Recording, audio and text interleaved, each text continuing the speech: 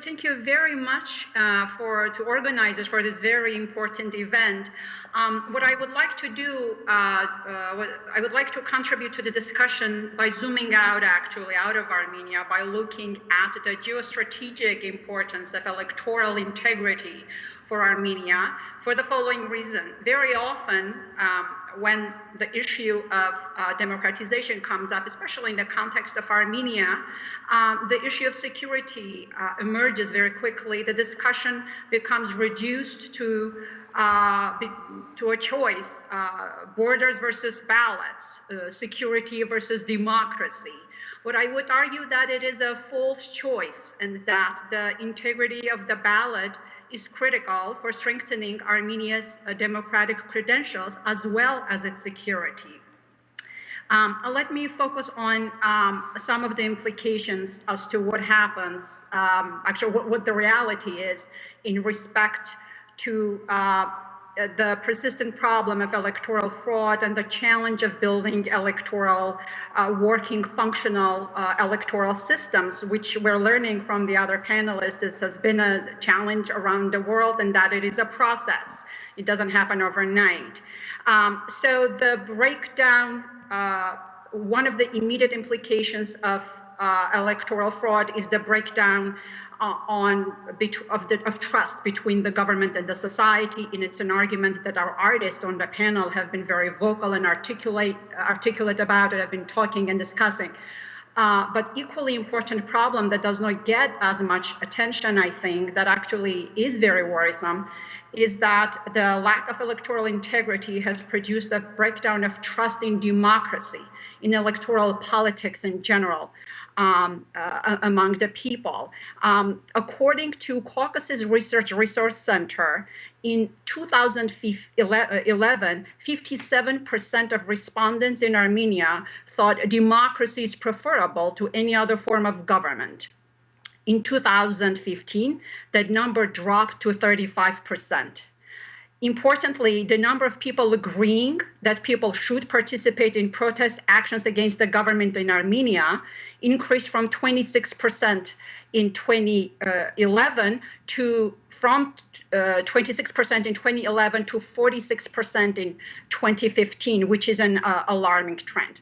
So the lack of trust translates in drop of civic engagement, in political engagement, immigration, produces domestic instability, questions concerning the defense policies, military service, to name a few.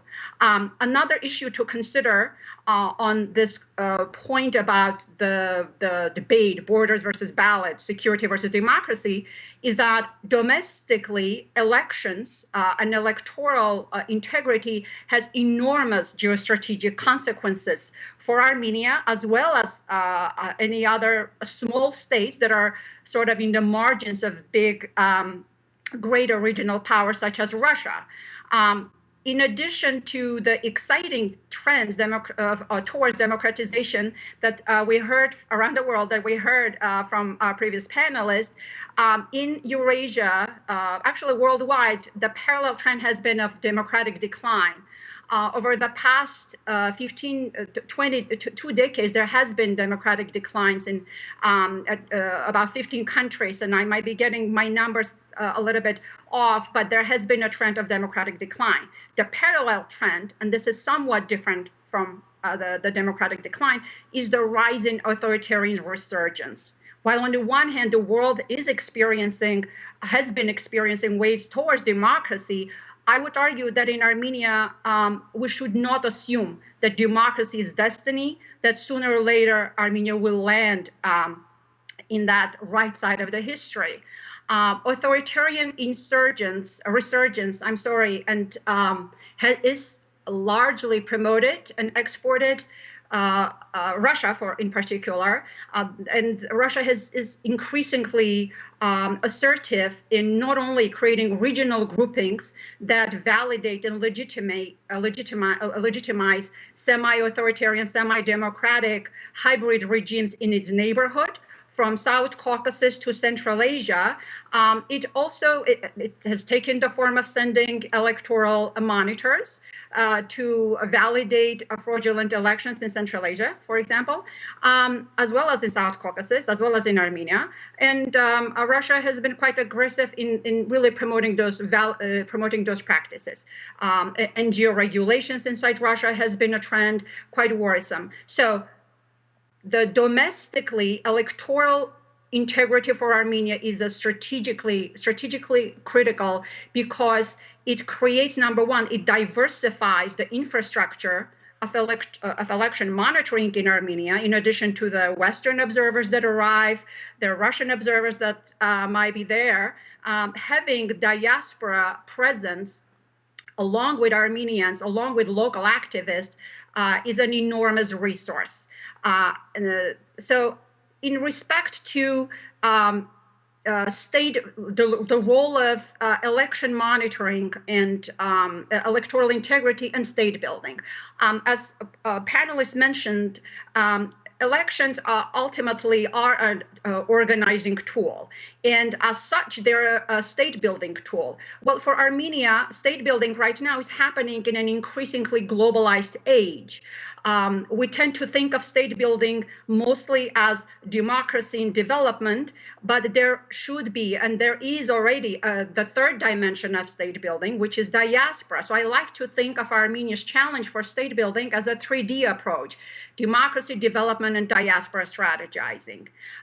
Economically, Armenia seems to have figured it out how to, well, somewhat figured out how to integrate diaspora forces, economic actors, with actually quite mixed successes, but this strategy has been advocated for around the world. This is a actually trend for lesser developing countries, low and middle income countries such as Argentina, South Africa, Jamaica, El Salvador.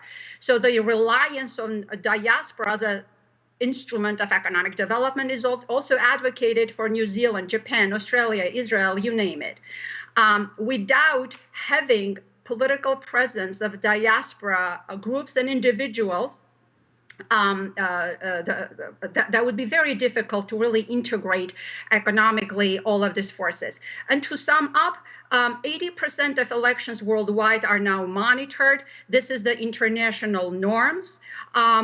My time is up, and I simply would like to conclude by saying that integrating diaspora, welcoming diaspora as election observers is one of the many steps of meaningful engagement, political engagement of diaspora Armenians outside of Armenia in Armenia's political development that is linked to its economic development. Thank you.